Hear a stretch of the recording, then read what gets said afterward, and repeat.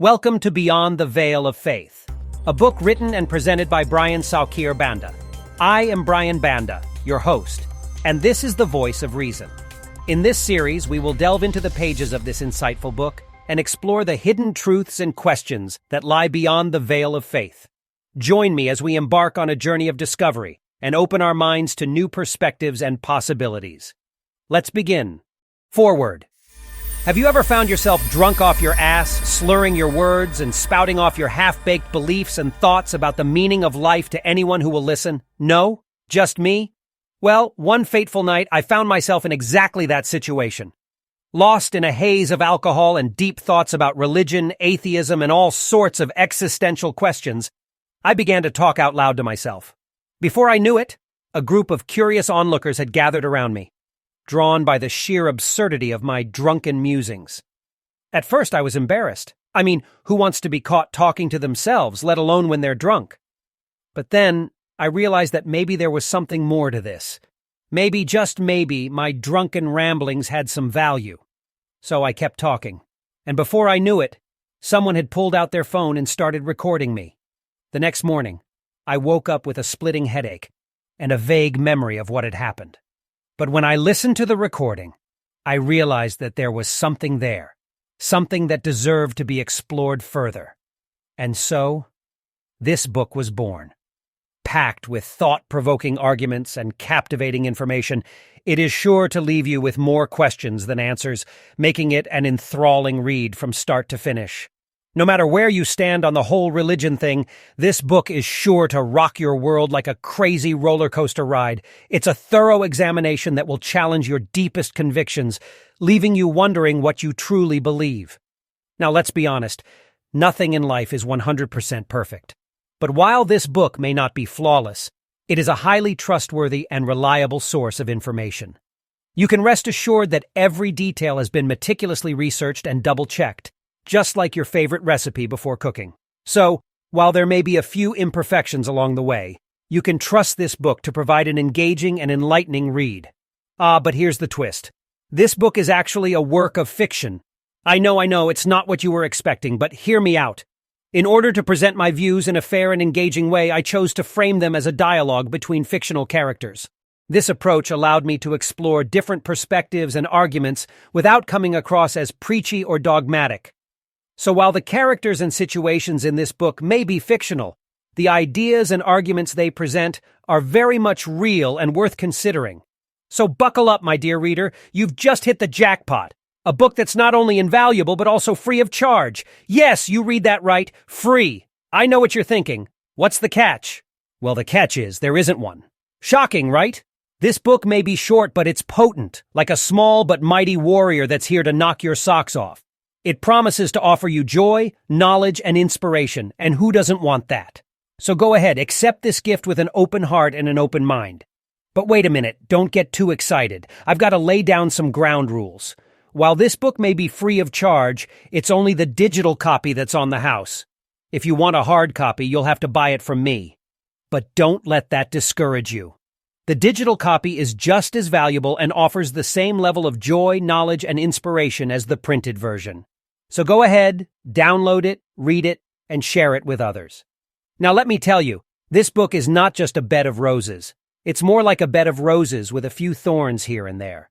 You may find yourself challenged and even a little bit annoyed at times, but that's all part of the journey. Don't worry though, it's all in good taste. I promise not to annoy you too much, just enough to get your brain juices flowing. After all, what's a good book without a little bit of controversy? So are you ready to dive into the pages of this priceless gem? Hold on tight, my friend, because this book is about to take you places you've never been before. It's time to get inspired, challenged, and maybe just a tiny bit annoyed. Let's go! Episode 1. Echoes of Madness. Exploring the depths of hallucination and the origins of confusion. Lying on the hospital bed, I felt like a deflated balloon that had lost all its air. It was as if my value and self-worth had been sucked out of me, leaving me with a sense of complete emptiness. I could almost see the syringes plunging into my arm like tiny daggers, and I could feel the liquid drip inside my body like a toxic potion. It was like a scene out of a horror movie, except it was happening to me. The pain I was experiencing was so intense that I could almost smell it. It was a strange sensation, one that made me wonder about the limits of the human brain. Were we truly limited to experiencing our senses in just one dimension? The truth is that we experience the world in such a unique and multidimensional way, and yet we often take it for granted. It was as if my brain had unlocked a new level of perception, and I was able to smell, see, feel, and hear things in a way that was both inside and out. But my brain wasn't done playing tricks on me yet. Suddenly, I felt a tug on my ear. It turns out the syringes had been inserted into my ear, not my arm. My brain had processed the pain in my ear in a weird way. I was no longer in a physical state, or rather, I was in a strange state of consciousness. It wasn't a hallucination, but perhaps it was a psychedelic experience. Just when I thought things couldn't get any weirder, the aesthetically unpleasant nurse appeared. Her presence was like a foul odor that filled the room, and I could practically taste the putrid stench of her breath. I was so repulsed by her that I felt like I was going to be sick. Thankfully, she didn't say a word, and she quickly scribbled something on her pad before leaving the room. As soon as she left the room, my pal's mouth opened up like a broken floodgate, spilling out a torrent of nonsense that could have filled a library of gibberish. It was like a bizarre symphony of sound, with each note more off-key than the last. Yet somehow, amidst the chaos, I found myself feeling grateful for his inane blathering. It was a reminder that even in the midst of the strangest moments, we can still find comfort in the familiarity of the mundane. As he finished his verbal barrage, he turned to me and asked, "Hey, Teddy Bear, how's your body holding up now?" I took a deep breath before replying. Flabbergasted. Everything has been so confusing lately. He looked at me quizzically and asked, "What do you mean? Could you please explain in more detail?" I hesitated for a moment before opening up. Sure. Let's start with our pathetic opinions on religion. My friend raised an eyebrow, clearly taken aback by my sudden shift in tone. "What about them? You seem to be questioning my faith, even though you are in a situation that requires more faith in Jesus than ever. Can't you show some appreciation for how God has been so merciful to you despite all you have had to endure?" I let out a deep sigh. Look at me now, buddy. Does it seem like I'm at a Jesus resort getting pampered? No. Despite all my prayers and supplications, I'm still stuck in this hospital bed feeling like I got hit by a freight train. Don't get me wrong. I appreciate the support and prayers. But don't you think it's a bit naive to believe that just because we pray to a certain deity, everything will magically work out? I mean, what if I prayed to Zeus or Thor instead? Would that increase my chances of recovery? Look, I appreciate your faith. I really do. But haven't I prayed enough to be reanimated already by now? Or maybe I need to up my prayer game to get God's attention. My friend looked at me sympathetically, unsure of how to respond to my tirade against the Almighty and the polytheistic gods. I continued. Let's be real. Most of us are in the churches we attend due to our parents' brainwashing, influence. But have you ever stopped to consider why you believe what you do? Is it because of your own research and critical thinking, or just blind acceptance of what you were taught as a child? We need to recognize that our beliefs are shaped by various factors beyond our control, and only by acknowledging that can we truly look at things from a different perspective. Otherwise, we're just a bunch of robots following a pre-programmed script. And let's face it, we could all use a little more individuality and free will in our lives. My friend nodded thoughtfully, and we fell into a contemplative silence. But then he spoke up, a mischievous glint in his eye. "You know, Teddy Bear, for someone who's so skeptical of religion, you sure do have a lot to say about it." I couldn't help but chuckle. Well, well, well. Look who's managed to trap me like a pickle in a jar, my dear friend. I must admit, I didn't see that one coming. Touché, my friend, touché. But don't get too comfortable, my friend. Pickles can be quite slippery creatures, so keep your guard up. Wouldn't want you to lose your grip now, would we? My friend looked at me with the kind of sympathy usually reserved for someone who just got dumped on Valentine's Day. "You know, my dear brother, it's amusing how you keep tripping over your own shoelaces in your quest for answers. It's like you're stuck in a never-ending game of philosophical hopscotch. Have you read My Great Love for Jesus Led Me to Islam by Simon Alfredo Caraballo? It's a real page-turner, I tell you. This man was a devout Christian, yet he became a devoted Muslim. You see, God gave us free will, so we always have the power to choose what's best for us. It's a shame you lack the intellectual depth to understand this. Oh, so you mean free will is like a choose-your-own-adventure book? I interjected, trying to keep the sarcasm from seeping into my voice. My friend paused, furrowing his brow in confusion. Well, to some degree, I suppose, he replied. I raised an eyebrow. So, you have another definition of free will? Not necessarily, just a slightly different understanding. To me, free will is the power of choosing one's own actions.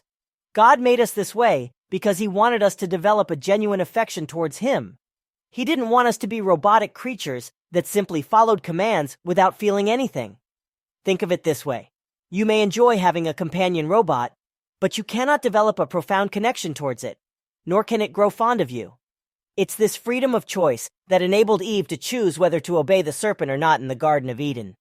Well, if that's the case, then why did God give us free will if he knew we might not always make choices that aligned with his will?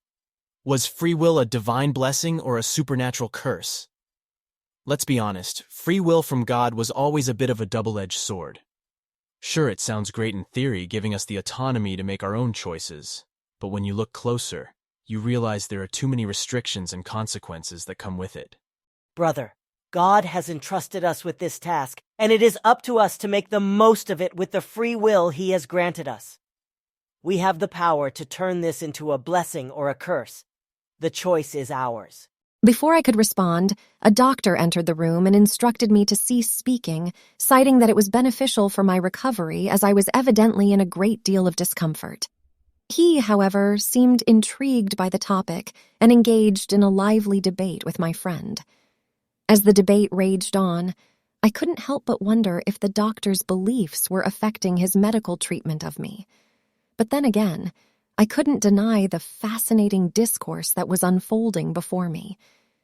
Then why does God punish people for exercising their free will when he's the one who designed them to have it in the first place? Questioned the doctor. It's like creating a maze for someone and then punishing them for getting lost. If God wants people to make certain choices, why not remove the other options? Logically, it would be simpler to remove the undesired choices from the list of options. Listen up, folks. Don't be fooled by the idea that God is all-knowing. It just doesn't add up. Omniscience means knowing every possible outcome of every event, which would mean there are no surprises. So, if God created the universe with knowledge of every detail of the future, then everything in that universe was already set in stone during the design phase. And if God is all-powerful, why not create a universe that's perfectly crafted like a symphony that never misses a beat? Imagine a world without Satan and his shenanigans, a world where paradise is eternal and no one ever gets kicked out of the Garden of Eden. Let me break it down for you folks. Either the universe is unfolding according to a divine plan, and we've got God all wrong, or the concept of gods is just a big, fat lie. If there is a God who gave us free will, then that free will is limited by design. So the question is, do we really have free will, or is everything predetermined? It's like a choose-your-own-adventure book with only one possible ending. Now, let's talk about morality. When someone is kind to a friend without expecting anything in return, that's heartwarming. But when someone does something nice just to get a reward or avoid punishment, that's like a dog performing a trick for a treat. True morality is doing the right thing, even when it's hard, even when there's no reward waiting for us. And let's be real, doing good just to please God is like trying to impress the coolest kid in class. It reduces God to a popularity contest judge and morality to a system of brown-nosing. These religious myths of an all-knowing, all-powerful God are just a way to control human behavior by threatening us with divine sanctions. It's time to wake up and see through the manipulation and deception. As the debate raged on, I felt like I was caught in a cosmic game of Guess Who. But instead of trying to identify a person, we were trying to identify an all-knowing, all-powerful deity. It seemed like for every point that was made, a counterpoint arose, leaving us all scratching our heads in confusion. Despite the mental gymnastics required to keep up, I couldn't help but feel grateful for the mind-bending discussion. After all, What's the point of having a brain if not to use it to ponder life's great mysteries? As the debate reached its climax, I chuckled at the thought that sometimes the real treasure is not the answers we find, but the questions we ask along the way. My friend replied with this: Your talk just made me realize that you still don't understand God, despite all the explanations I've given you. God gave us free will precisely so that we wouldn't be mindless robots, but rather living replicas of Himself. We have the ability to choose our actions and motivations without predestination or fate. And yes, there are consequences to those choices. But when we don't do what God commands us to do, things go awry. And that doesn't make Him wrong. God stands by us, yes, but He also expects us to learn from our mistakes and make better choices in the future. Free will is a gift from our Creator, and our purpose on earth is to develop a moral compass that reflects His essence. We are meant to distinguish right from wrong and learn from the consequences of our actions. All laws, including spiritual laws, are there to govern our actions and the results they yield. Judgment is necessary to maintain balance and ensure that wrongs are righted. We understand this as we progress through life, and the choices we make will ultimately determine our fate. So if you're truly an atheist who doesn't believe in anything, not even yourself, then you should come to terms with the fact that your choices matter. You know what's right and wrong, and it's up to you to make the right decisions. The path you choose will ultimately determine your destiny. Don't ignore your intuition and make the right choices, or suffer the consequences. The doctor then replied, If God really exists, He didn't program us with free will. Imagine having free will in heaven and paradise, resulting in people making bad choices in the afterlife. It'd be like a never-ending episode of Game of Thrones. On the other hand, if we don't have free will in the afterlife, then we're just like robots. And let's face it, no one wants to be a robot. It's like being stuck on a never-ending loop of servitude with no exit window. All religious denominations say we're sinners, so did God create us just to mess up? Who buys a new phone just to drop it and crack the screen because that's what that sounds like? It's time to ask the big question. Why would an all-knowing God create us with the knowledge that we'd ultimately fail Him? You don't start a race with the knowledge that you'll come in last place. It just doesn't make sense. Honestly, isn't it amazing that there are 7.9 billion people on this planet? And don't get me started on the gods. With 8,000 to 12,000 deities out there, it's a wonder anyone can keep track of them all. But hey, if you're a Hindu, you're in luck. Only 330 million gods to worship. If you want to pray to each one for a day, you better start planning for your next life because you'll need at least 904,110 years to get through them all. But if you're feeling efficient, you can cut that time in half by praying to 2 gods a day, a mere 452,055 years to go. And if you're really short on time, just pray for 4 minutes per god. That'll only take you a mere 150,685 years.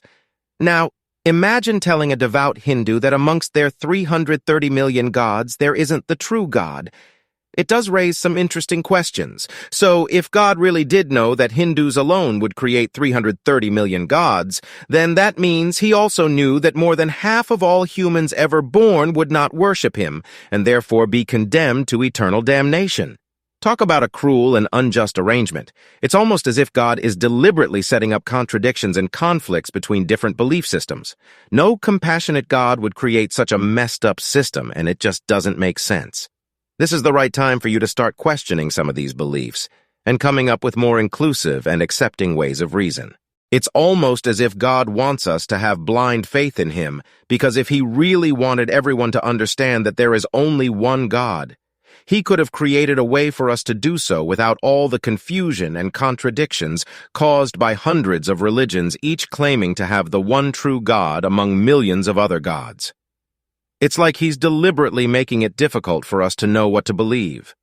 And let's not forget the added confusion of trying to follow commandments from a book written by a God who claims that all other books written by Him are just repositories of error. Is this not extremely unkind of Him? It's almost as if He's playing games with us. The truth is, no loving God would create such a setup. It just doesn't make sense for there to be a God who establishes such a cruel and unjust system. It's time for you all to start questioning the validity of these beliefs and start looking for a more rational and reasonable way of understanding the universe. That was his final remark, and he departed without giving my pal any opportunity to explain his stance, leaving him with an astonished expression. This further incited the patient in the bed next to mine to speak out. According to him, religious people are definitely onto something when they assert that the universe was created by some sort of deity. The alternative, that the universe just popped out of nothing one day and created itself from nothingness, as scientists claim in the Big Bang Theory, is simply absurd. He argued that the absence of evidence to the contrary doesn't give anyone the right to deny the existence of a deity. Even those who claim not to believe in God secretly crave proof of his existence. However, the complexity of everything in the universe is a testament to the immense capacity of a creator. Those who do not believe in God simply choose not to accept it. Overall, the patient was convinced that it's just common sense that the universe must have been created by some sort of deity, rather than just popping out of nowhere. According to them, there is a plethora of evidence that points to the existence of God. The irreducible complexity of both living and non-living organisms is a logical indication of an intelligent design of nature. The notion that abiogenesis, with no guiding intelligence behind it, produced all living species is a clear demonstration of a lack of reason. As Werner Gitt wrote, the scientific evidence overwhelmingly points to the conclusion that the universe is the product of an intelligent mind. There is no known natural law or physical process that can generate information. All languages, alphabets, and codes that we know of, as well as the information conveyed through them, were created by conscious beings. The blind faith of atheists that the first life was an exception to this fact is contrary to all known evidence and scientific understanding. He also mentioned that the best proof of God's existence, besides all these facts, is that one becomes extremely happy by adding him to their life. He made it clear that though some may object, claiming that they also become happy by getting high, skydiving, copulating, or engaging in various forms of dopamine triggers, the fact is that these bodily or mental pleasures don't bring forth real happiness in contrast to connecting with God, which gives true satisfaction and joy. He concluded that the culmination of all other things often leads to misery, leaving one feeling despondent. However, the flourishing state of a person's inherent nature is a reliable predictor of the outcome. The abundance of God's consciousness, once realized, never leaves the heart that pumps life through the body, providing the most compelling evidence that God exists. Now that view I just heard had me feeling like my vocal cords were tied up, so I expressed my thoughts in the following words. Oh, I see. So you're saying that the complexity of the universe is proof of God's existence? That's a bit of a self-contradictory argument, isn't it? If all complex things require a creator, then doesn't that mean the creator would require a creator too? It's an infinite cycle of creators creating creators, and where does it end? Is God exempt from this rule, or did he just magically appear out of nowhere one day? I mean, come on, let's be real here. Just because we can't explain something doesn't mean we should attribute it to a divine being. The absence of evidence for God is not evidence of God, and just because something seems too complex to be explained by natural processes doesn't mean we should jump to the conclusion of a higher power. I think it's much more intellectually honest to admit that the worldview of the good doctor here makes a lot of sense. We clearly don't know everything yet, and we may never know everything. But that doesn't mean we should fill in the gaps with God. And I'm sorry, but anecdotes about feeling happy after finding God just don't cut it for me. I mean, what good is happiness if it's not backed by solid evidence? It's like saying unicorns exist because I feel happy when I think about them. Sure, happiness is important, but it's not a reliable indicator of truth. If we want to believe in something, we need more than just anecdotes and warm, fuzzy feelings. We need evidence, logic, and critical thinking. We can't just take someone's word for it and assume that it's true because it makes us feel good. That's not how we discover the truth about the world around us. So, while I understand that finding God might bring happiness to some people, it can be quite frustrating for other people in difficult circumstances, such as myself, to reconcile the existence of a benevolent deity with the pain and suffering we experience. The concept of a divine plan can feel like a cruel joke when one is lying in a sickbed, struggling to find meaning in their suffering. After my statement, the room fell into a deafening silence, as if I had just announced that I believed in flat earth theory. I couldn't tell if my words had hit a nerve or if the uncomfortable silence was simply the sound of people realizing the flaws in their own beliefs. Maybe they were pondering the fact that the concept of a divine power ruling the universe started to seem like something straight out of a Harry Potter book. Or maybe they were just silently praying for my heathen soul. Either way, my words had clearly struck a nerve, exposing the unhealed wounds caused by the lack of evidence to support the idea of a mysterious and intangible being governing the universe. It seems that for some, blind faith is easier than facing the reality that we may never truly understand the workings of the universe. Thank you so much for tuning in to The Voice of Reason. Today we were exploring the depths of reason and the origins of confusion. I am thrilled to have had the opportunity to share this chapter with you, and I hope it has given you a tantalizing glimpse into the mysterious and complex workings of the human mind. But hold on to your hats, folks, because we're just getting started. Join me next time as we dive even deeper into the enigma of consciousness and explore the mysteries of the human brain. Trust me, you won't want to miss it. Make sure to hit that subscribe button and turn on notifications so you can be the first to know when the next episode drops. Until then, keep questioning, keep exploring, and keep seeking knowledge. The journey is just beginning, and I can't wait to see where it takes us.